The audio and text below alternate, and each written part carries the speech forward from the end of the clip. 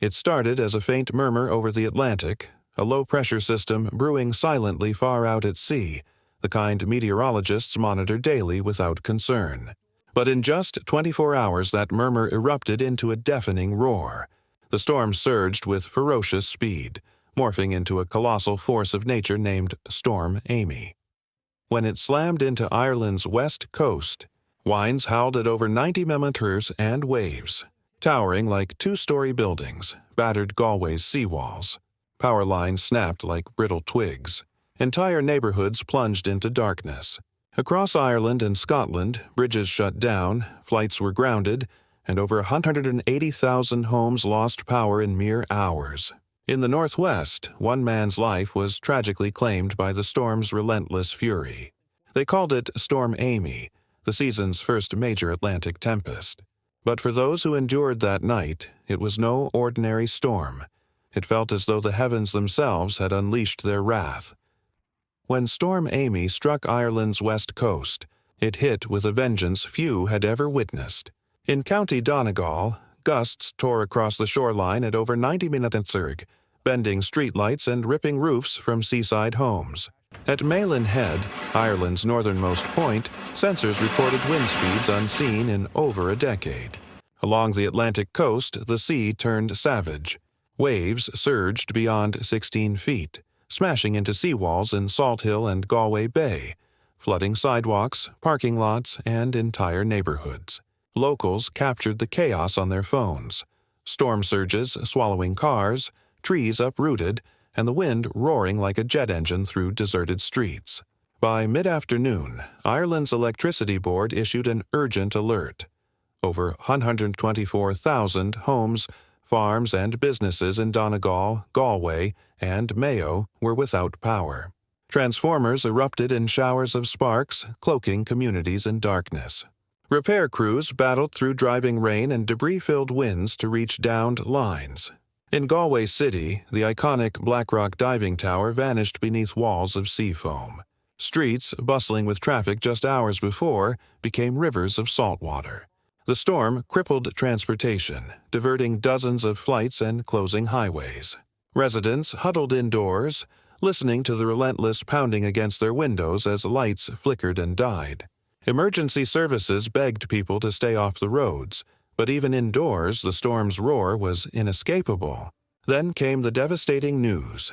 A man in his 40s had perished in the northwest, Storm Amy's first confirmed casualty. For many, this was the moment the storm's true gravity sank in. This was no mere Atlantic squall. It was a catastrophe unfolding in real time, and it was only the beginning. As night fell, Storm Amy crossed the North Channel, barreling toward Scotland. By early Saturday morning, radar revealed a monstrous wheel of cloud and lightning sprawling hundreds of miles across the Atlantic. Winds, still raging near 80 mph, slammed into Scotland's western coast with unyielding force. In the Highlands, hillsides vanished behind torrents of rain. Amber wind warnings blanketed the region from Glasgow to Inverness, as the Met Office urged people to stay home and prepare for outages. The wind's roar was deafening, tearing through buildings, forests, and seawalls in Oban and Fort William. By midnight, Scotland's transportation network collapsed. Ferries were cancelled, bridges closed to high-sided vehicles, and Glasgow Central Station halted all trains indefinitely. ScotRail reported fallen trees and power failures rendering major routes impassable. Airports across Scotland warned travelers to check flight statuses as dozens of departures were grounded or delayed. At sea, conditions hit Force 11 on the Beaufort scale, just shy of a hurricane, with waves nearing 40 feet battering the coast, forcing fishing boats to retreat to port. In the harbors of Mallaig, Stornoway, and Ullapool, sailors secured their vessels and prayed they'd withstand the night. As the storm swept inland, power grids buckled. Thousands of homes in Ayr, Argyll, and the Western Isles went dark. Emergency crews were overwhelmed, fielding reports of fallen trees, blocked roads, and missing roof panels. In northern England, winds tore through fields and farmhouses, shredding fences and scattering debris for miles. In Wales, rivers swelled, triggering flood alerts across the north. By dawn, Storm Amy had carved a trail of devastation from Ireland's coast to the Scottish Highlands. The first light exposed a shattered landscape, roads buried under branches, homes torn apart, and entire communities powerless. For many across the UK, this was the fiercest storm in years, and though its winds would fade, the chaos it unleashed was just beginning to unfold. By Saturday morning, Ireland and Scotland were paralyzed. Over 180,000 homes and businesses sat without power. Roads vanished under floodwaters, with cars abandoned along highways turned to rivers. In Galway, transformers exploded in bursts of blue light. In Dublin, neighborhoods went dark as trees crashed through power lines. Public transportation ground to a halt, with over 100 flights canceled and ferries locked in port.